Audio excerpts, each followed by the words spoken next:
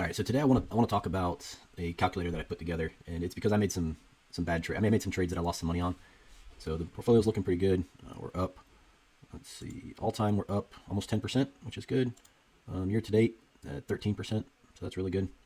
And that is mostly because Tesla has made a comeback. Our average cost on Tesla is at 186, and I think we're at 178 right now. So once this gets to 180, once this is zero, my total return, get all my money back, I'm going to go ahead and sell out of Tesla in this portfolio, and then that way I've got that should be about $1,300 or so to work, because this portfolio is going to be options only. I've got another one on M1 Finance that's going to be dividends only, and I think I'm going to make a third portfolio for growth stocks like Tesla and some others.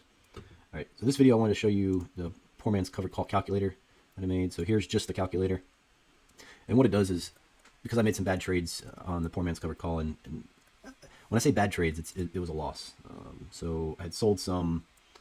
It was Nikola with this stock here is really what made me want to do it. And then when I got into AT&T, I decided, you know what, I need to be able to track my premium that I'm collecting on AT&T and have it go against the cost of what the LEAPS option was, that long-term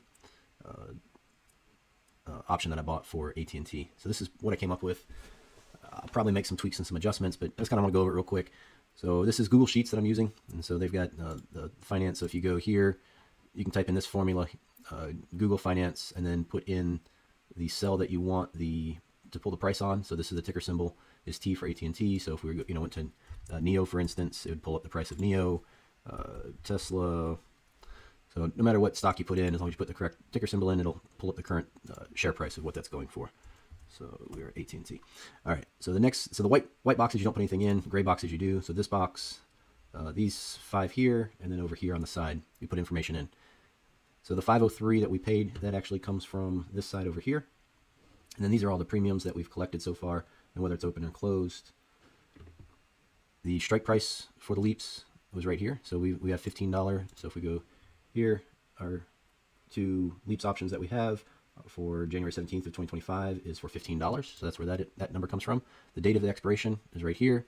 And then this is where we're selling the options against it. And so the strike price for a sell option, you put that in there. You can see that these are the 2 that I have. I have one for the 10th of February and the one for 17th of February. That premium received is what you've sold it for. So if we look at this one here, we can see that we have premium collected of 27 cents per share, or $27 in total. So that's where that number comes from. And then the expiration date of the option, which is February 10th. And then what it does is it kind of goes through, and it's pretty simple math on most of these. If you look, the minimum strike price, so this is the minimum we should be selling it for, but 3 cents isn't that big of a deal. It shows us here on line 21 that we'll be losing $3 in if these contracts are in the money and get exercised. So, but that's okay, because the premium collected, we'd actually end up making $24, and then by the adjusted premium plus the appreciation, it'd actually be at excuse me, at $53. So the total premium, that's a pretty simple one. That's just taking 27 cents times 100. The dates to expiration, that's just today's date until the February 10th date. Premium per day, it's pretty simple. You just divide the 2. And the reason that this one's important to know how much premium you're getting per day is because every day these 2 long-term options that we have here for the 25th for 2025, they lose value every day. So we have those calculated, and that's a pretty simple formula. You just take how many days that are on the contract, and you divide it by the cost of what it cost you. And you can see the formula up here. The good trade covered premium, I have good trade and then not enough premium. So if let's say we only got 12 cents per, then this would turn red and say not enough premium. And the reason that it's saying that is because the premium that we're collecting per day on the contract we sold is only 92 cents, but the decay is $1.39. Now this isn't really true decay, because these long-term options here for 2025 should have some value when they get closer. As long as the price of AT&T isn't crazy off, there should still be some value in these contracts. But I have it calculating that it goes down, that this value of these 2 contracts, these 2 LEAPS that we have, if it was to go down to 0, that means I need to collect $1.39 per day. So if we were only to get 12 cents, which would end up being $12, that'd only be 92 cents per day that we're collecting while we're burning $1.39 per day. So that's the reason that this highlights red and says not enough premium. And then return on capital 2%. That's just, to me, that's not enough return. It's a risk versus reward. So let's go back to the 27 cents that we actually did get. And This is the adjusted cost of these long-term options here. And all that is doing is taking this premium that we've collected and reducing it and then dividing it by 2, because we have 2 of these contracts. So if we were to have 3 here, it would change, and you could see that our adjusted premium would be it would be more, but we only have 2 of those, so we'll leave that at 2. So that's the adjusted. So we paid $503 on average for those, and I can show you that here. So if we go to, oh wait, no, that's not what I want. Well, I can see it here, yeah. So we can see here our average cost on these 2 contracts for January 17th, 2025 is $503. We're actually up. These are actually selling for $5.43.